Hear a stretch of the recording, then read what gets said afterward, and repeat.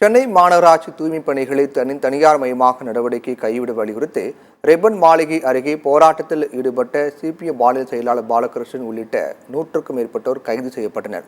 மாநகராட்சி பணியாளர்களை பணி நிரந்தரம் செய்வது, ஒப்பந்த பணியாளர்களுக்கு மாதம் குறைந்தபட்சம் 28,000 ரூபாய் ஊதியம் வழங்குவது போன்ற பல்வேறு கோரிக்கைகளை வலியுறுத்தி இந்த ஆர்ப்பாட்டம் நடைபெற்றது.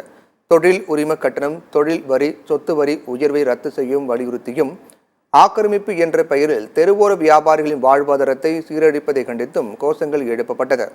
அப்போது அனுமதியின்றி போராட்டத்தில் ஈடுபட்டதாக கூறி பாலகிருஷ்ணன் உள்ளிட்ட மார்க்சிஸ்ட் கம்யூனிஸ்ட் கட்சியைச் சேர்ந்த 100க்கும் மேற்பட்ட நபர்களை போலீசார் கைது செய்தனர்.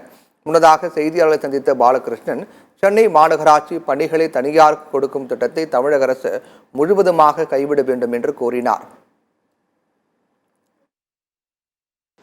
எனவே மாமன்றத்திலே கடைசியாக இருக்கிற 2 ஜோன்களை தனியார் மயம் ஆக்குவதன் நடவடிக்கை கைவிட வேண்டும் என்று நாங்கள் வற்புறுத்தோம். ஏன்னா இது மீதி இருக்கிற 12, 13 மன்றங்கள் ஜோன்லாம் 10 வருஷம் 12 வருஷத்துக்கு முன்னாடியே தனியார் மயக்க விட்டாங்க.